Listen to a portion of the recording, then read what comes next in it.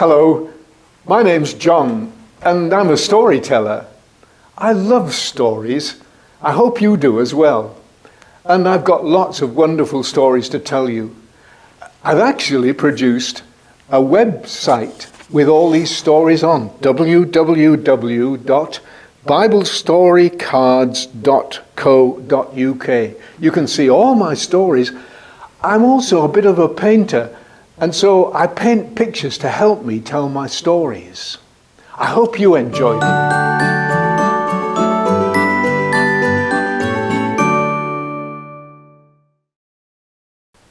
Hi everybody, are you ready for another one of these great Bible stories that I've got? This one is a great story. I like this one because it tells me a wonderful truth. It tells me that God can use weak, feeble cowards to do his work. Weak, feeble cowards just like me. And you, I suppose, as well. Well, let's get into the story straight away, shall we? It all starts with a family. The family of a man called Gideon. Now, Gideon was just a farmer, really, not very important and not famous. He wasn't a soldier or anything like that.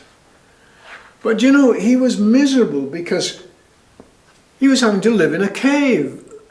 Because in the next country to where Gideon lived was a great huge army called the Midianites. And you know what they used to do? Every year, just as it was coming up to harvest time, when the crops were growing in the field, the Midianites used to get on their camels and they used to come thundering down the valleys into the land where Gideon had his farm. And just as the crops were growing at their top level, ready for reaping, the Midianites used to steal them all. So they'd worked all that year for nothing. And no wonder they were miserable. And Gideon must have thought to himself, what are we going to do? This happens every year. It ruins our crops and it spoils our lives. And I guess he must have prayed and asked God for help. Anyway, one day, one harvest, Gideon had managed to rescue some of the crops.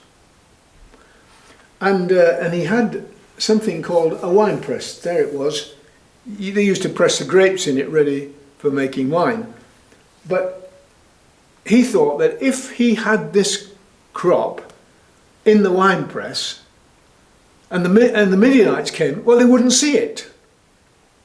So there he was, scared as anything, looking over his shoulder, wondering if the Midianites were going to come, frightened, hoping that he'd managed to rescue some of his crop. When suddenly someone appeared to him. He didn't know who it was. But in fact, it was an angel from God. And the angel from God said to Gideon something that he could, I think he must have kind of looked behind him and around him, wondering who the angel was talking to, because the angel said, "Hail, you mighty man of courage." Me? I'm not a mighty man of courage. I'm the poorest person in our family and I'm the weakest person in our group, and I'm scared to death. No, the Lord is going to use you, you mighty man of valor, to rescue his people. Well, Gideon said, how do I know this is going to be true? How will this happen? Listen, he said, get a basket and put some stew in the basket and put it on the rock and set fire to it as an offering. Well, actually, the angel put out his staff in his hand and touched the basket, and immediately it caught fire. And Gideon must have known that this was an angel from God. And he better behave, he better do what God had said. And God said to him, the first thing you must do is you must go to your father's vineyard, and he's got an avenue of trees there, and he's got an altar to Dagon, his false god, at the end of it. Now you must go and cut down the trees and destroy the altar and set fire to it with the trees. Gideon said, I daren't do that. Well, all right, if I'm going to do it, I've got to do it in the middle of the night. So he took somebody with him, a servant with him, and he went and he did it. Well, you can imagine what the people who worshipped at this altar thought when they saw the next day their altar was smashed down and burnt with fire. They came to Gideon's father's house where he was living, and they said to him, bring out that son of yours, Gideon. We intend to destroy him for what he's done to our god Dagon. And Gideon's father said a very wise thing. He said to these people, listen, if your God is a real God, Dagon, well, let him defend for himself. Let him destroy Gideon if he wants to. But I'm not touching him, and you're not having him either. And then God gave Gideon the next lot of instructions that were going to eventually deliver his people. He said, gather all the people together. Tell them what's going to happen, that we're going to have a mighty army and we're going to destroy the Midianites. Gather them all together. So he blew the trumpet and gathered them together. And there was 32,000 of them. And Gideon thought, well, there's 130,000 Midianites, but at least we've got some sort of an army. Not very many. And God said to Gideon, there's too many. Too many? Haven't got enough. Listen, he said, take them down to the river and tell them all to drink from the river.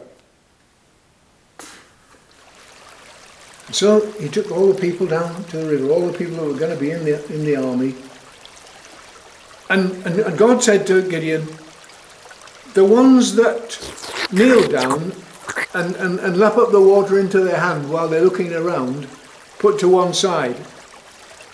And the ones that get down on their faces and gulp the water down, we'll put them to one side as well. Well, in the end, 22,000 of them disappeared and didn't want to go in the army anymore. And the people that had lapped up like that, well, there was 9,700 of them did that. And there was only 300 who drank the water from their hand like that. And God said, with those 300, you will destroy the Midianites. Well, Gideon, his mind must have been in an absolute turmoil. How on earth is this going to happen? Well, listen, said God, if you're still fearful, here's another test for you. Take your friend Purah and go down to the Midianites' camp in the night time. And go and listen to what's going on. So the pair of them went down to the Midianites' camp in the night time, and they heard two of the Midianite soldiers talking together. And they were telling each other a dream. Some strange dreams mentioned in the Bible, but this is very, very strange.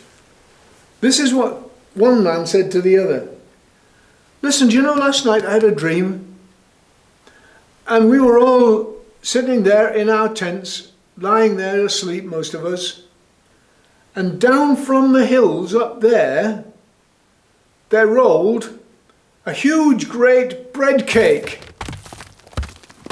And as it came down the hill, it started smashing into our tents and destroying them all.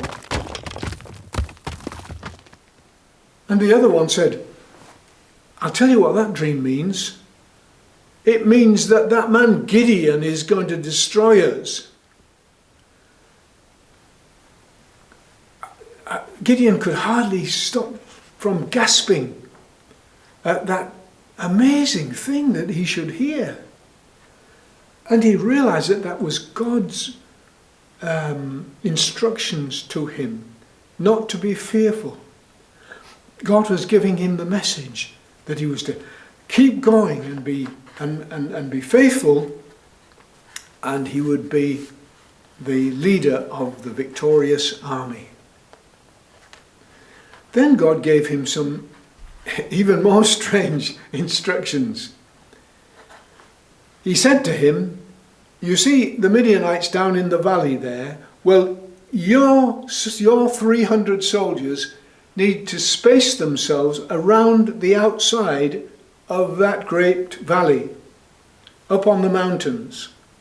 And each one of them is to take a jar, an earthenware jar, and each one of them is to take a burning piece of rope inside the jar. And each one of them is to take a sword, a trumpet in his hand, and a sword. And at a certain point in the middle of the night, Joshua gave the command for everyone, the 300, to break their jars and to let the smoking rope burst into flames.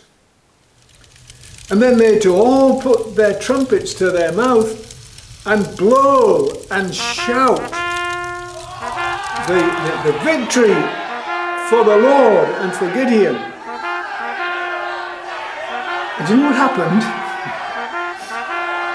Well, they didn't have to go down and fight, because in fact the Midianites started to wake up from their tents, and they grabbed their sword and they ran out into the darkness, and they thought that the other Midianites were in fact the enemy that was attacking them.